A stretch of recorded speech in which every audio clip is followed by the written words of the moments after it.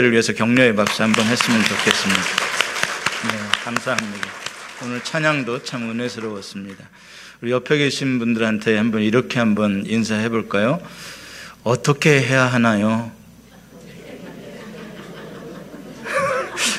한번 뭐라고 답을 좀 얻으셨어요?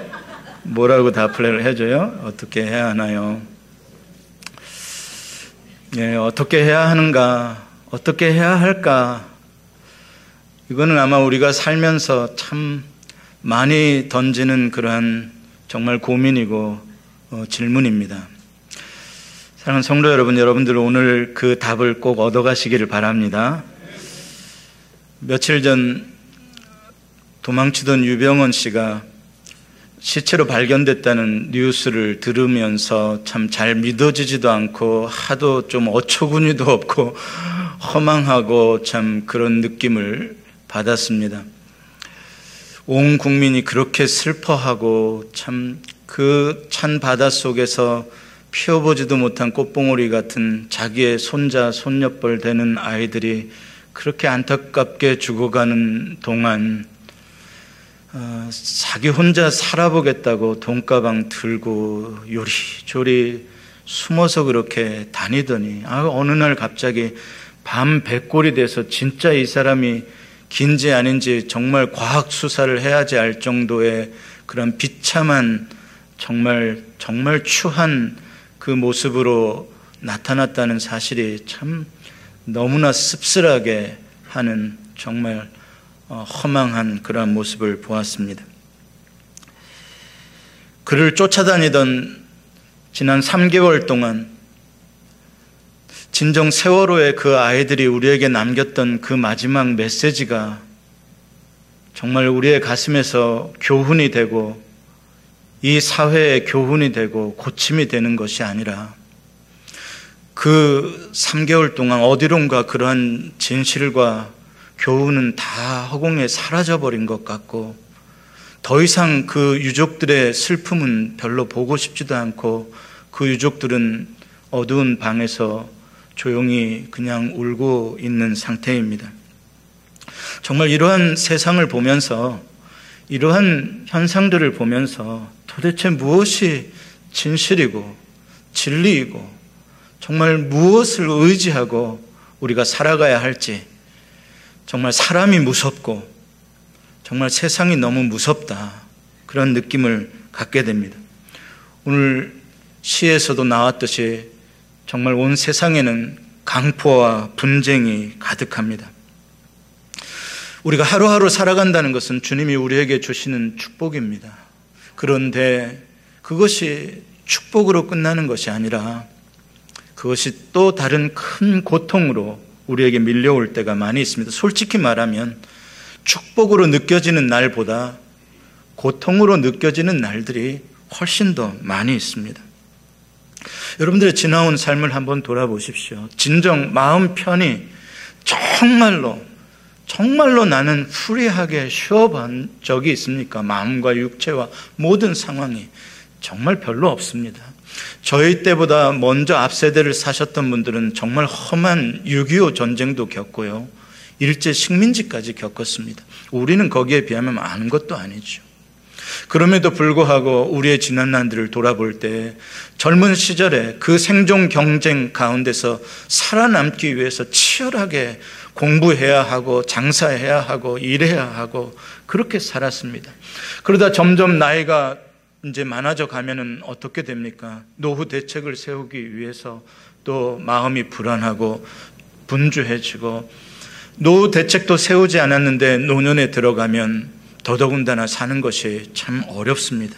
정말 인생은 고통처럼 느껴집니다. 우리는 살아오면서 많은 것을 상실하고 여러 번 정말 귀한 것들을 잃어버리며 이별하면서 살아옵니다. 사랑하는 가족들을 잃어버리는 아픔도 있고 재산과 건강을 잃어버리는 고통을 겪기도 합니다. 여러분, 잃어버리는 것만이 고통이 아닙니다. 또 우리의 살다 보면 만나는 것도 고통인 경우가 많이 있습니다. 만나서는 안 될 사람들을 만날 때 겪는 피할 수 없는 고통들 또한 만만치 않습니다.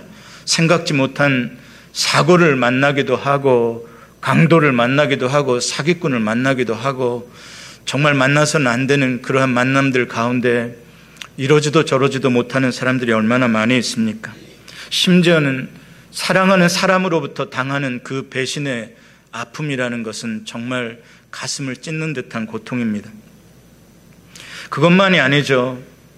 살면서 내가 꿈꾸고 내가 기대하고 그렇게 노력하고 열심히 살았는데 결국 현실이 나에게 주어지는 것은 전혀 내 기대에 미칠 수 없는, 그 꿈이 좌절되고 나의 노력이 좌절되고 나의 기대한 것들이 허물어지는 이 좌절감, 정말 별로 살고 싶어지지 아니하는, 희망이 없어지는 이 절망감, 이거는 정말 우리를 아프게 하는 것들입니다. 그런데 그것이 우리의 감정의 끝은 아닙니다. 우리의 마음속 어느 한 구석에는 그럼에도 불구하고 희망의 끈을 붙잡고 포기하고 싶은 마음을 이겨내려고, 끝내고 싶은 마음을 이겨내 보려고 발버둥 치고 있는 아직 희망의 끈이 우리 마음속에 있습니다. 그런데 문제는 그 마음이 서로 뒤엉키고 설키고 막 혼잡해서 내 마음을 어찌 해야 될지 모르는 그러한 상태에 있을 때가 많이 있다는 것이죠. 계속 사는 것이 두렵고 떨리기는 하는데 그렇다고 이러지도 못하고 저러지도 못하는 것입니다. 이때 셰익스피어가 나타나서 햄릿을 통해 이렇게 말하죠. To be or not to be, that is the question. 정말 사느냐 죽느냐, 그것이 문제입니다. 여러분, 이것은 비단 우리들만이 이 시대에 겪는 아픔은 아닙니다. 1000년 전 세상의 모든 권세와 영광을 가졌던 다윗 왕 또한 그러한 햄릿의 외로운 독백을 외치고 있는 것을 오늘 우리가 이 시에서 읽을 수가 있습니다. 이 시에서 읽어지는 다윗의 감정은, 느낌은 인간이 경험할 수 있는 최악입니다. 이러한 느낌으로도 어떻게 더 이상 살 수 있을까? 정말 못 살 것만 같은 그러한 감정 상태에 다윗이 있습니다. 2절부터 5절까지 보면은 4절, 3절 빼고 2절, 4절, 5절 이 3개 절 속에 다윗의 감정들을 표현하는데 이런 말들이 나옵니다. 근심, 탄식, 아픔, 사망의 위험, 두려움, 떨림, 공포, 그것들이 자기를 덮었다는 것입니다. 오버웰럼입니다. 이거는 내 힘으로 벗길 수 있는 것이 아닙니다. 거대한 집채보다 더 큰 파도가, 이 환난과 고난의 파도가 나를 덮어버리는 것입니다. 이 무시무시한 두려움의 감정들이, 떨림이 나를 온통 사로잡아 버리는 것입니다. 그 이유는 원수가 자기를 향하여 분노하며 욕을 하며 소리치며 핍박하고 악인이 공격해 오는데 자기는 그것을 이길 힘도 없고 그들과 싸워야 할 의미도 찾지 못하고 있는 것입니다. 그러니까 너무나 고통스러운 것이죠. 그것이 지금 다윗 왕이 겪고 있는 그의 현실이었던 것입니다. 희망이 보이지 않습니다. 이럴 때는 어떻게 해야 하는 것입니까? 오늘 다윗이 이러한 마음 상태에서 가장 먼저 생각했던 것이 무엇인지 보도록 하겠습니다. 이러한 마음 상태에서 다윗은 가장 먼저 무엇을 생각했을 것 같습니까? 일부 예배 때 여쭤봤더니 어떤 분이 기도요 답을 해버리더라고요. 그건 제가 맨 마지막에 답하려고 했던 건데 미리 답을 하시다. 그게 아니에요. 6절과 7절에 보면은 이 상황 속에서 다윗이 가장 먼저 생각한 그 자기의 생각을 이렇게 고백하고 있습니다. 우리 6절과 7절 화면에 나와 있는데 같이 한번 읽어봅시다. 시작. 만일 내게 비둘기같이 날개가 있다면 날아가서 편히 쉬리로다. 내가 멀리 날아가서 광야에 머무리로다. 만일 나에게 날개가 있다면 비둘기같이 날아가서 편히 쉬리로다. 내가 멀리 날아가고 싶다. 오늘 이 구절이 마음에 확 와닿는 분들이 몇 분 계실 줄 믿습니다. 예, 정말 살다 보면 정말 이러고 싶을 때가 얼마나 많은지요. 정말 좀 훌을 다 털어버리고 싶고, 그 짊어져야 하는 감당하지도 못하겠는 이 어려움들, 그래서 정말 아무도 모르는 곳에 멀리 떠나가 버리고 싶은 그 마음 말입니다.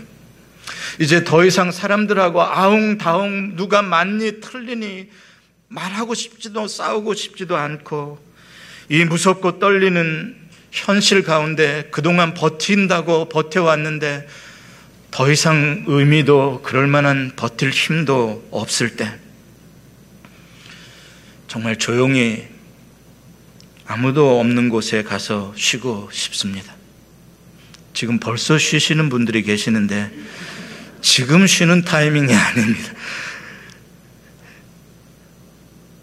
사랑하는 성도 여러분, 그래서 우리가 때때로 또 여행도 가야 되는지도 모르겠어요.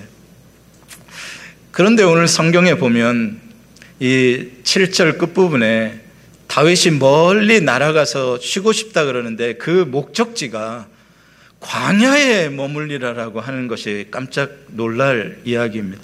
왜 하필 날개가 있으면 자유롭게 어디든지 날아갈 수 있을 텐데 왜 하필 광야로 날아간다고 합니까? 광야가 뭐가 좋아서요? 정말 날개가 있어서 쉬고 싶어서 날아간다면 멋진 휴양지로 가야죠. 정말 고요한 냇물이 흐르는 숲으로 가든지 편안한 잔잔한 비치를 가든지 정말 그런 데 가서 좀 이렇게 해야 쉼이 있지 않겠습니까? 그런데 왜 다윗은 광야로 간다고 합니까? 여러분, 광야는 사람이 쉴 수 있는 곳이 전혀 아니지 않습니까? 쉬는 곳이기는커녕 광야는 생존할 수도 없는, 사람이 살 수 없는 곳입니다. 그건 정말 위험한 곳이죠. 근데 왜 하필 날개를 가지고 광야에 가서 쉰다고 하는가? 이것이 바로 다윗이 자기의 현실의 고통이 얼마나 큰지를 역설적으로 말해주고 있는 것이죠. 현실이 얼마나 힘들고 괴로웠으면 사람이 살 수도 없는 환경, 그 열악한 환경인 광야가 오히려 더 그립다고 말을 했을까? 우리가 다윗의 현실의 고통을 느낄 수가 있습니다. 아무리 환경이 어려워도 내가 지금 당하는 고통에 비하면은 그건 아무것도 아닐 거라고 다윗이 말하고 있는 것입니다. 그렇다면 다윗은 무엇 때문에 지금 이 고통을 당하고 있길래 차라리 광야에 가서 쉬고 싶다고 말을 하는 것일까요? 사람 때문에 받는 마음의 고통입니다. 여러분도 인생을 사시면서 아마 많이 공감하시는 부분일 것입니다. 사실 우리가 그동안 못 먹어서 정말 고통당해 본 적은 그렇게 많지 않습니다. 옛날에 보릿고개 있을 적 시절이고요.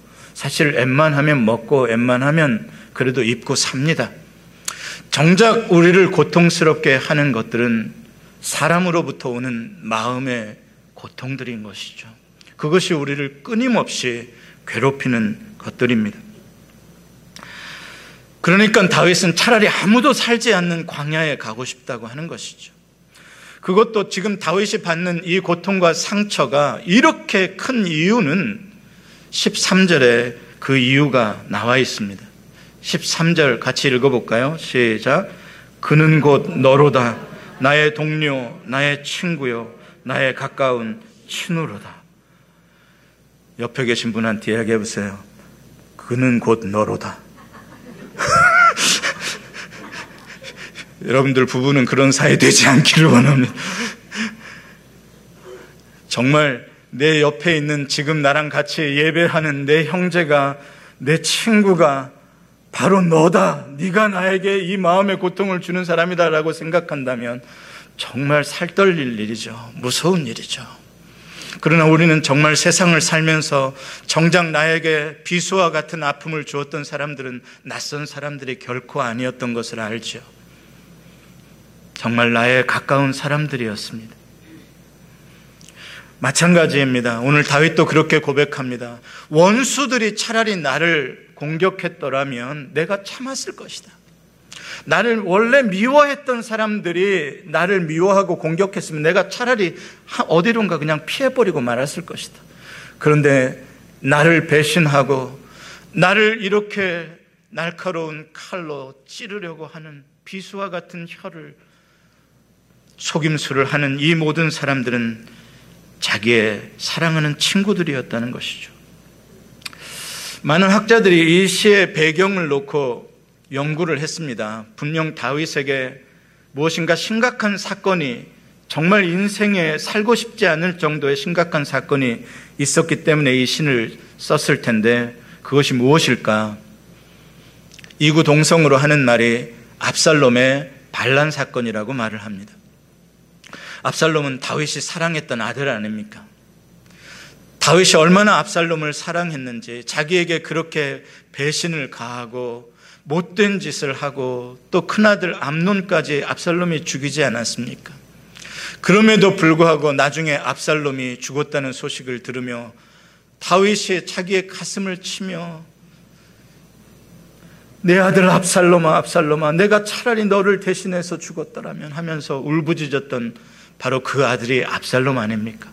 그렇게 아버지가 그 아들을 정말 어여쁘게 여기고 그렇게 신뢰하고 사랑했는데, 그 아버지를 속이고 몰래 아버지에게 돌아가야 할 백성들의 마음을 훔쳐서 자기에게 오게 하고 몰래 반역을 획책하고 있었던 것이죠. 그 압살롬의 반역을 성공시킬 수 있게 해준 결정적인 사람이 한 명이 더 있는데, 그 사람의 이름은 아히도벨입니다. 이 아히도벨이라는 사람은 그 당시 이스라엘의 최고의 책략가입니다.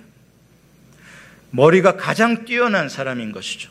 그런데 이 아히도벨이 누구였느냐? 바로 다윗 왕국을 세우며 다윗의 오른팔이 되어서 그 왕국의 모든 체계와 왕의 통치를 할 수 있도록 조언을 한 다윗의 오른팔과 같은 친구요, 가장 가까웠던 사람이었던 것이죠. 그 아히도벨이 다윗 왕을 배신하고 그 아들 압살롬에게 가고 말았던 것이죠.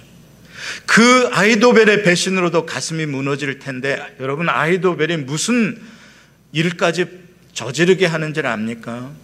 이제 압살롬이 왕궁을 점령하죠. 다윗 왕궁을. 다윗은 피했고 10명의 후궁들이 남아 있었습니다. 자기의 어머니 뻘 되는 겁니다, 압살롬에게는.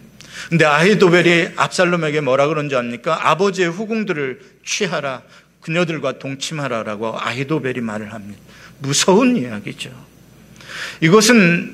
여러분, 이것은 무슨 뜻입니까? 완전히 다윗 왕을 휴밀리에이트하는 것도 차원을 넘어서는 것입니다. 이것은 이루 말할 수 없는, 정말 부끄러워서 얼굴을 들 수 없는 수치요 모욕을 다윗에게 가하도록, 왕권을 잃어버리고 왕국을 잃어버리는 정도의 수치가 아닙니다. 이건 인간적으로 너무나 비윤리적이고 너무나 비도덕적인 수치를 가하도록 한 사람이 아히도벨입니다. 누구라고요? 다윗의 오른팔, 천하의 자기의 친구였던 사람이에요.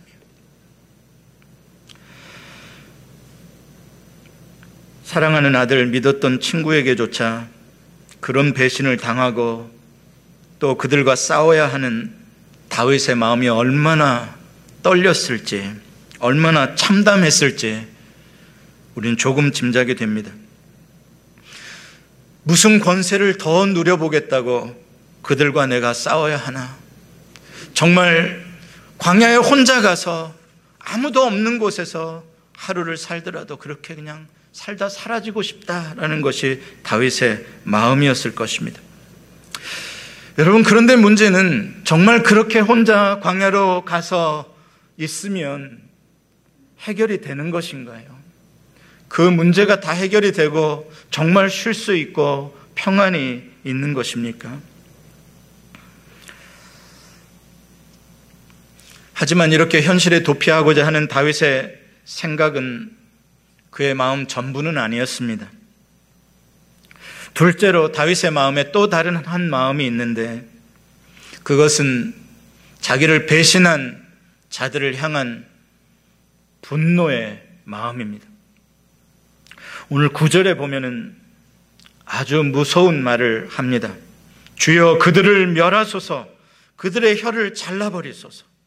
15절에도 사망이 갑자기 그들에게 임하여 산채로 수월에 내려갈지어다. 마치 땅이 갈라져서 그 반역했던 이스라엘 무리들이 광야에 있을 때 땅속에 삼키워졌던 것처럼 그냥 한순간에 삼켜져라 라고 저주를 퍼붓습니다. 정말 자기를 배신하고 자기를 공격하고 모욕을 주는 사람들을 향해서 복수에 정말 싸움을 하고 싶고 그들의 멸망을 끝까지 보고 싶은 마음이 굴뚝 같습니다. 그런 다윗의 마음도 공감이 되죠.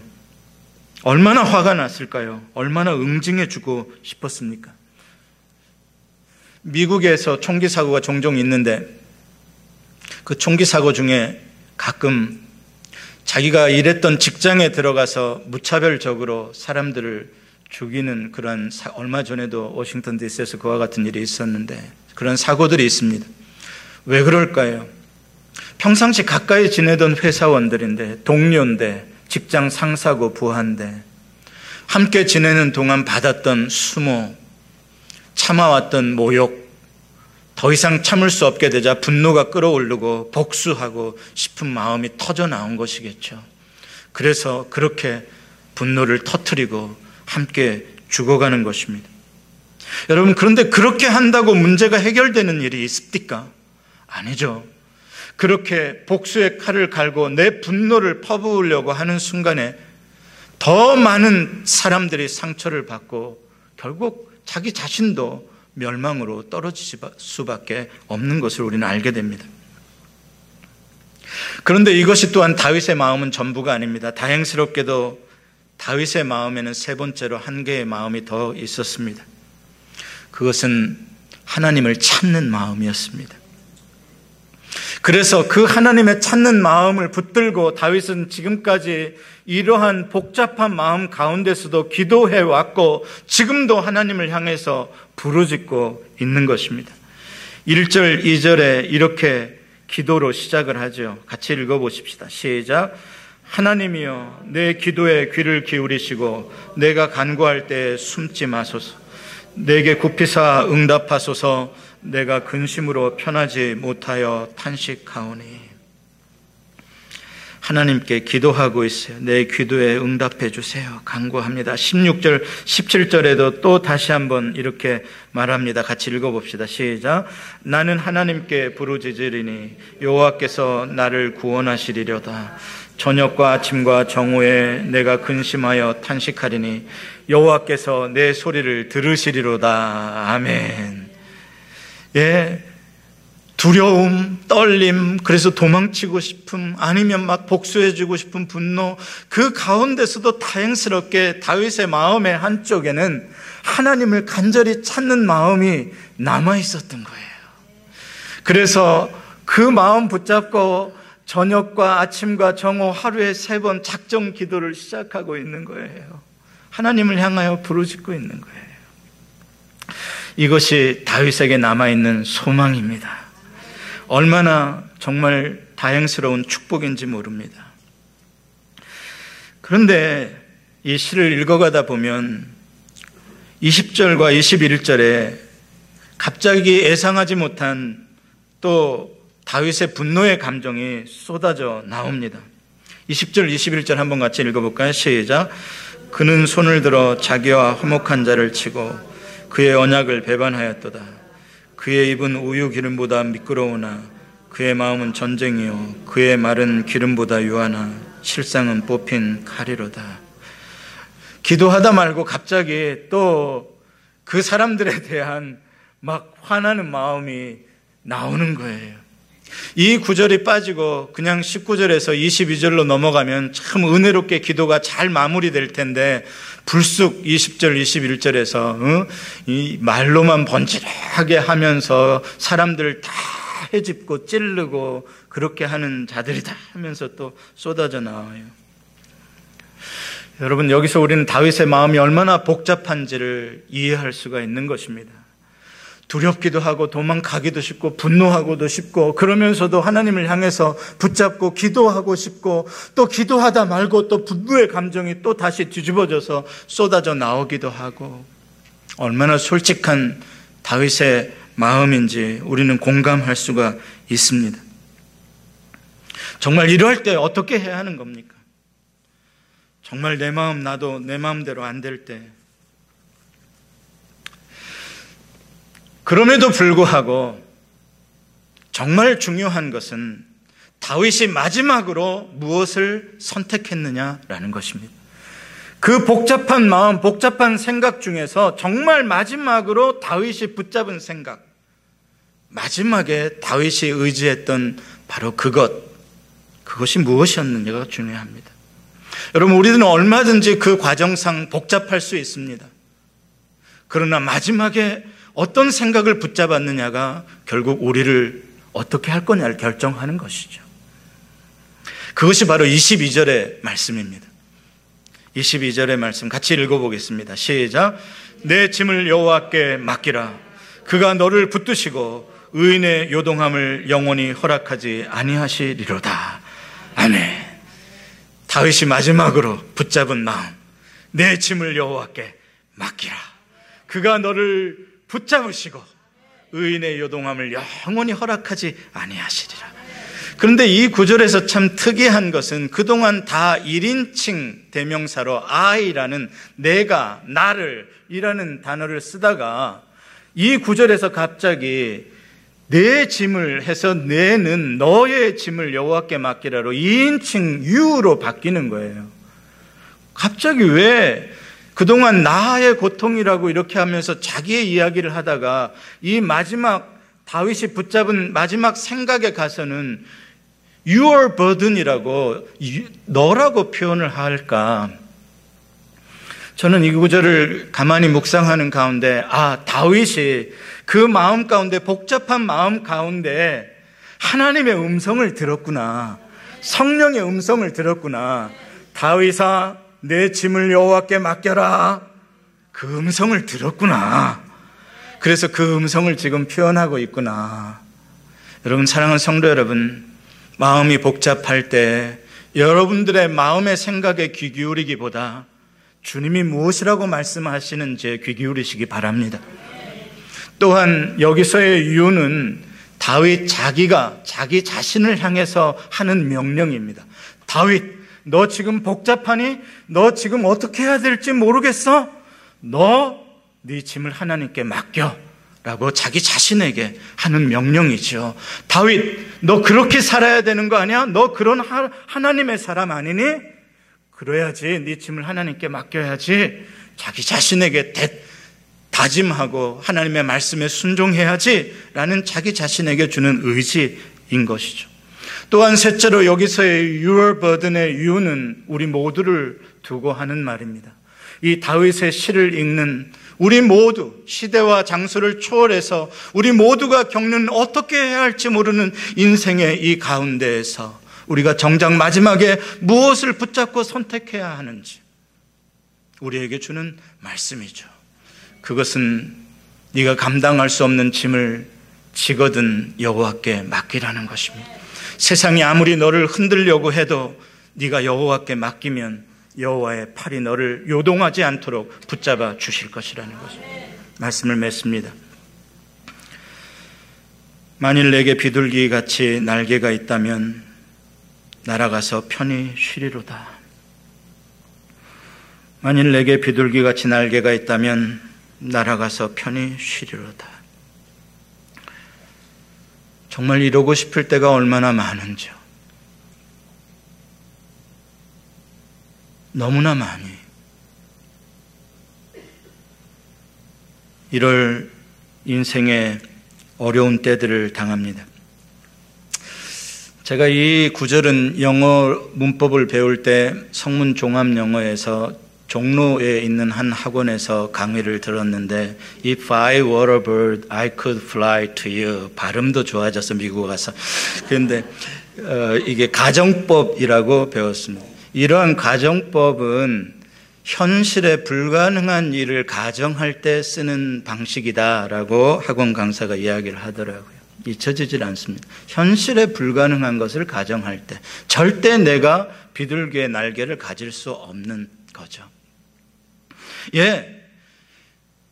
멀리 떠나가서 조용히 쉬고 싶은 것, 현실적으로 불가능한 일입니다.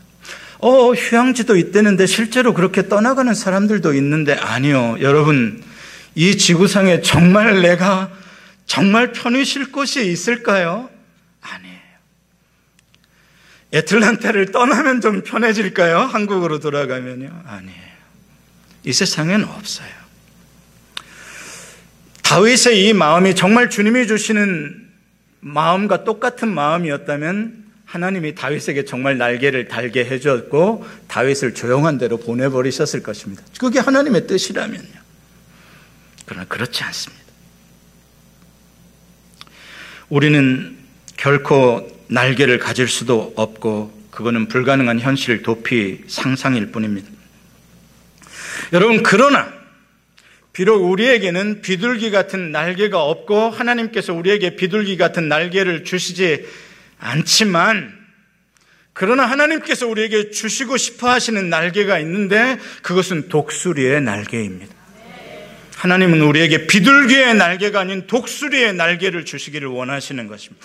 비둘기의 날개는 환란의 바람을 타고 날아설 수 없습니다. 비둘기의 날개는 환란의 바람 가운데 도망치고 쫓기고 쓰러질 수밖에, 추락할 수밖에 없는 날개입니다. 그러나 독수리의 날개는 환란의 역풍이 불어오를 때 그것을 정면으로 맞이해서 그 위로 솟아오르는 날개입니다. 하나님은 우리에게 그 날개를 주시기를 원합니다. 이사야 40장 31절에 말씀합니다. 오직 여호와를 앙망하는 자는 새 힘을 얻으리니 독수리가 날개치며 올라감 같을 것이요. 사랑하는 성도 여러분, 어찌할 바를 알지 못할 때, 힘들 때 이 말씀을 붙잡으시길 바랍니다. 내 짐을 여호와께 맡기라. 여호와를 앙망하라. 그러면 여러분들에게 하나님께서 독수리의 날개를 주실 것입니다. 이미 예수 그리스도께서 십자가 가운데 우리의 모든 짐을 다 지시지 않았습니까?